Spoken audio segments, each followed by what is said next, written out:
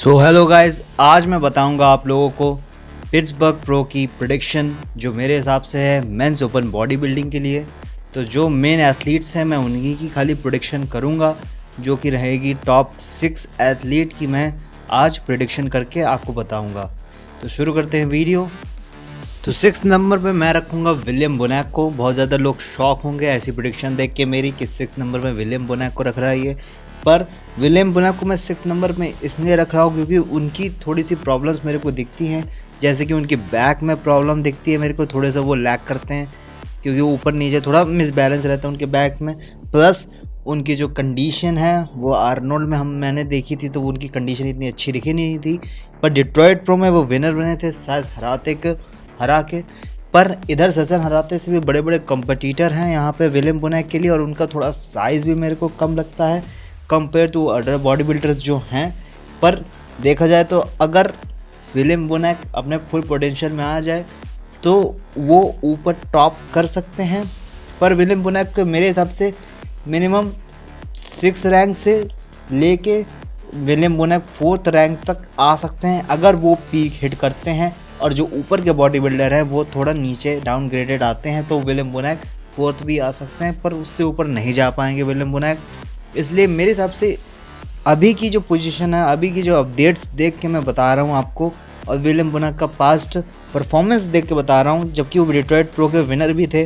पर इस कंपटीशन में विलियम बोनैक की पोजीशन 6th आएगी मेरे हिसाब से। इसके बाद आते हैं हम लोग अपने नेक्स्ट पोजीशन के ऊपर। तो मेरे हिसाब से 5th नंबर पे आएंगे गुड वीटो ने बहुत ही अच्छी अपडेट्स दी है इस बार, क्योंकि बहुत सारी अपडेट्स मैंने अभी कुछ ही दिन पहले उसको कवर भी किया था जब उन्होंने अपनी पिक्चर्स दिखाई थी बैक और फ्रंट डबल बाइसेप्स की, जिसमें उनकी बॉडी बहुत ही अच्छी लग रही थी। बैक से वो थोड़ा लैग कर रहे थे पर फ्रंट से वो बहुत ही ज़्यादा मैसिव दिख रहे थे। उनके क्वाड्स बहुत ही ज़्यादा अच्छे दिख रहे थे, वो वैक्यूम हिट कर रहे थे। उनके जो बाइसेप है वो भी अच्छी तरीके से पीक कर रहे थे। पर वहीं पे हम लोग बात करें गुड वीटो 5th क्यों आएंगे, क्योंकि उनकी जो बैक है वो बहुत ही ज़्यादा कमज़ोर लगती है मेरे को। पर उन्होंने शायद थोड़े बहुत उन चेंजेस किए होंगे अपने बैक के अंदर, अपनी बैक को थोड़ा और ट्रेन करके थोड़ा हार्ड करके वो आएंगे तो इससे अच्छी ब्रेजिंग कर सकते हैं। पर मेरे हिसाब से गुड वीटो 5th या 6th नंबर के बीच में ही रहेंगे इस पिट्सबर्ग प्रो में। इसके बाद आते हैं अपने 4th पोजीशन में।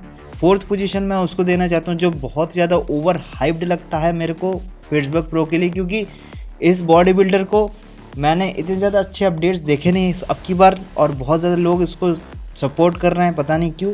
मैं रखना चाहूँगा 4th में निक वॉकर को। निक वॉकर की बॉडी मुझे इतनी ज़्यादा ग्रेट नहीं लगी। उन्होंने, हाँ मैं ये मानता हूँ कि उन्होंने अपनी बॉडी के अंदर बहुत ज़्यादा काम किया है, उन्होंने अपने गट के अंदर बहुत ज़्यादा काम किया, बहुत ज़्यादा हार्ड लग रहे हैं वो, और बहुत ही अच्छे अपडेट्स दिए हैं अब की बार उन्होंने, पर इतने ज़्यादा खास मेरे को लगे नहीं वो।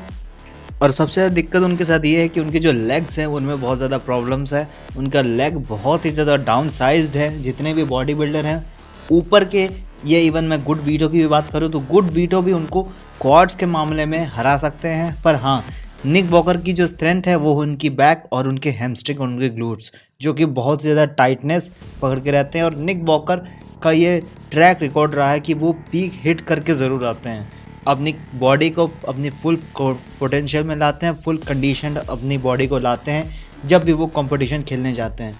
तो निक वॉकर, बहुत लोग बोल रहे हैं कि फर्स्ट भी आ सकते हैं, सेकंड आ सकते हैं, पर मेरे हिसाब से निक वॉकर 4th या 3rd के बीच में ही रहेंगे इस कंपटीशन में, क्योंकि इनके जो ऊपर के बॉडी बिल्डर हैं वो ज़्यादा पोटेंशियल रखते हैं इनसे ज़्यादा। इसके बाद आते हैं हम लोग अपने 3rd प्लेसिंग में, जो आएंगे माइकल क्रीजो ने खाली 3rd रैंकिंग मेरे हिसाब से इसलिए मेरे लिए प्राप्त की है क्योंकि उनके जो अपडेट्स हैं वो बहुत ही ज़्यादा अलग लेवल के हैं। बहुत ज़्यादा मैसिव अपडेट्स दिए हैं उन्होंने। जो उन्होंने अभी थोड़े दिन पहले अपडेट्स दिए हैं, उनकी बॉडी बिल्कुल पेपर थिन, उनकी बॉडी के ऊपर ऐसा लग रहा है कि कोई स्किन का कोई परत ही नहीं बचा है, खाली मसल्स और मसल्स ही बची हैं उनकी बॉडी के अंदर उनके अपडेट्स के हिसाब से।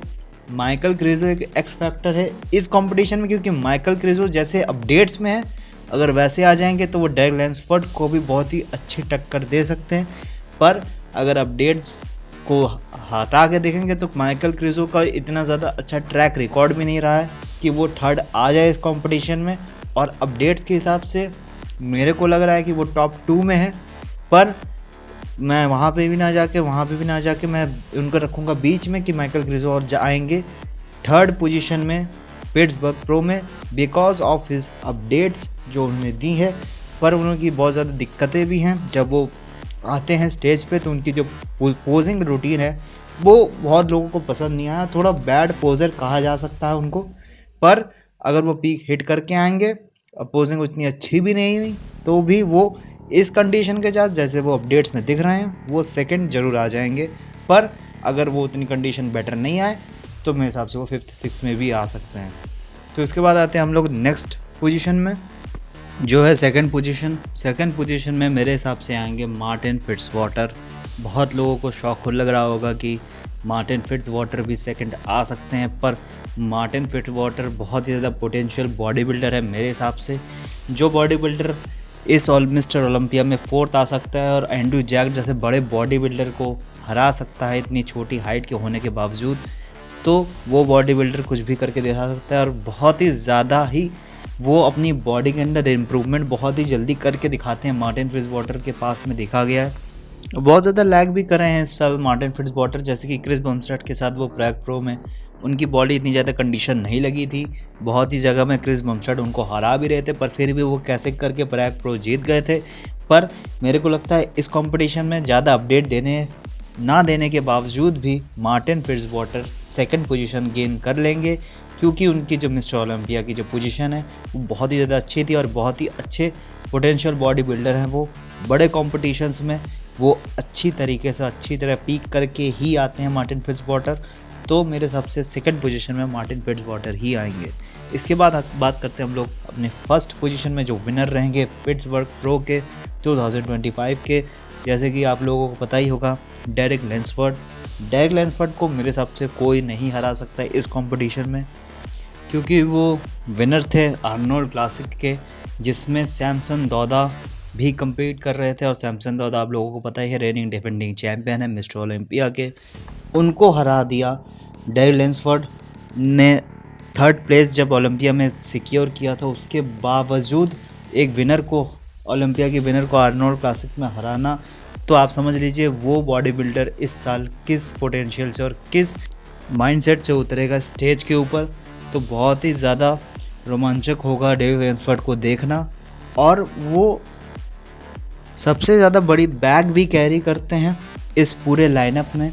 जितने भी बॉडी बिल्डर्स हैं उनको डेरिक लैंसफोर्ड बैग से हरा सकते हैं, ये तो है ही। बैक में डेरिक लैंसफोर्ड को कोई भी नहीं हरा सकता है। इस लाइनअप में ऐसा कोई भी बॉडी बिल्डर नहीं है जो बैक में हरा सके, थोड़ा भी आसपास आ सके डेरिक लैंसफोर्ड के। पर थोड़ा फ्रंट से जो लोग हरा सकते हैं उनके हिसाब से, पर फिर भी मेरे हिसाब से डेरिक लैंसफोर्ड को कोई नहीं हरा पाएगा इस कंपटीशन में। डेरिक लैंसफोर्ड ऐसी ही कंडीशन लेके आएंगे अपनी बॉडी इस कंपटीशन में, क्योंकि अपडेट्स में भी हम लोगों ने देखा था कि उन्होंने बहुत ही ज़्यादा हार्ड ट्रेनिंग कर रहे हैं वो, जबकि 1 वीक आउट है। लेग्स ट्रेन जब किया था उन्होंने, अपना लास्ट लेग ट्रेन किया था तो उन्होंने पोस्ट किया था, जिसमें वो बहुत ही ज़्यादा हार्ड ट्रेन कर रहे थे अपने लेग्स को। इतना कोई भी हार्ड ट्रेन नहीं करता लेग्स को जब कंपटीशन पास में होता है, और जब 1 वीक बाद ही कंपटीशन होता है तो बॉडी बिल्डर बहुत ही कम वेट्स उठाते हैं, बहुत ज़्यादा कमज़ोरी फील करते हैं बॉडी बिल्डर। पर डेरिक लैंसफोर्ड को देख के तो ऐसा लग रहा है जैसे वो एक मॉन्स्टर है। तो डेरिक लैंसफोर्ड को कोई भी नहीं हरा सकता और वो बनेगी विनर पिट्सबर्ग प्रो के मेरे हिसाब से। तो आप लोगों के क्या थॉट्स हैं पिट्सबर्ग प्रो में? आप लोगों की क्या प्रेडिक्शन है टॉप 6 की, आप ज़रूर बताइए कमेंट्स में। तो तब तक के लिए this is the end of the video, hope you enjoy the video.